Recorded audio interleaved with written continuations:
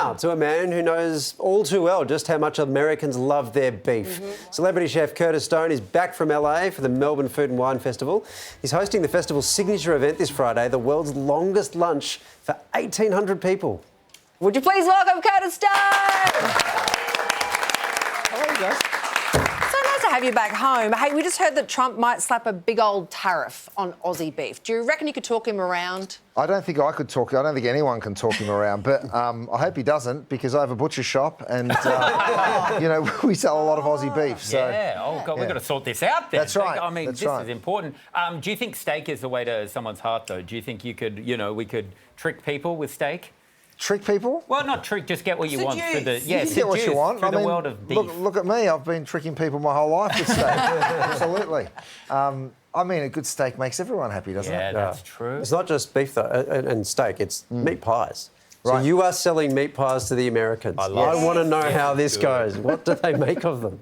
My dad thinks it's hilarious. He's like, mate, you've worked all over the world for the best chefs, and now you sell sausage rolls for a living. This looks good, though. This is amazing. Yeah, so this is a brand new, we call it the Pie Room, and we make all sorts of incredible pies. Yeah, they absolutely love them. It's taken a while for them to get their head around it, but I think what we do differently is we also make sweet pies that the Americans know and love. So they come in expecting that, and then they explore the savoury pies that we make as well. And then you're like, and have a we look trick at this. them. See, trick them with steak. That's how it works. So they don't do savoury pies at all? No, not really. They do a chicken pot pie, but that's more a chicken stew with a bit of puff pastry over the top. So. And then because I know, in America you see those signs, 72 flavours of pie.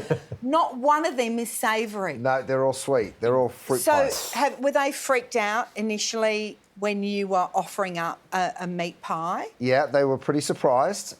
So we pushed it. We did a rabbit pie, and we did an oxtail pie, and a beef shin pie. So we had all sorts of stuff, and I think that was sort of made it even more interesting for them. Do you show them how to eat the pie? How do you eat the pie? Do you put Peel the lid off? Yeah, or you get the sauce thing and you'd put a hole in it, fill it with sauce. Are you That's a showing good strategy. Well, yeah, we had to, because quite often we'd see they just grab a spoon and go straight through the top, and we're like, Sounds like a tub.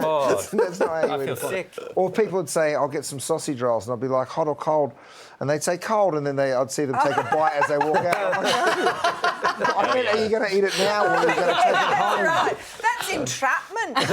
That's to trick them into eating a cold sausage roll. No, we want them to eat it hot, so they come back for some tomorrow. Yeah. Hey, this lunch you're doing, Yes. 1,800 people. Right. You seem extremely relaxed. Very relaxed. I'm suspicious because I cook for 6 people minimum every night in our house. Why are you like this at the prospect of cooking for 1,800? Look, that's what I do. We have an event business both here and in the States. We just did 1,000 the week before I came. And then we do 1,800 here for the world's longest lunch. It's a real honour to be a part of it. I mean, the Melbourne Food and Wine Festival is so much fun, and this is the iconic long lunch. And yes, I'm not going to lie, it's stressful thinking about how you're going to pull that off, but we'll set up satellite kitchens all the way along the giant table, so we'll have lots of different kitchens. So we sort of break up that 1,800 into 180, and we have 10. That's not helping. We've discussed this before. I use your steak tips, your steak recipe, and it works brilliantly. But when I make 4 for my family, I can't get them all out so that they're hot at once.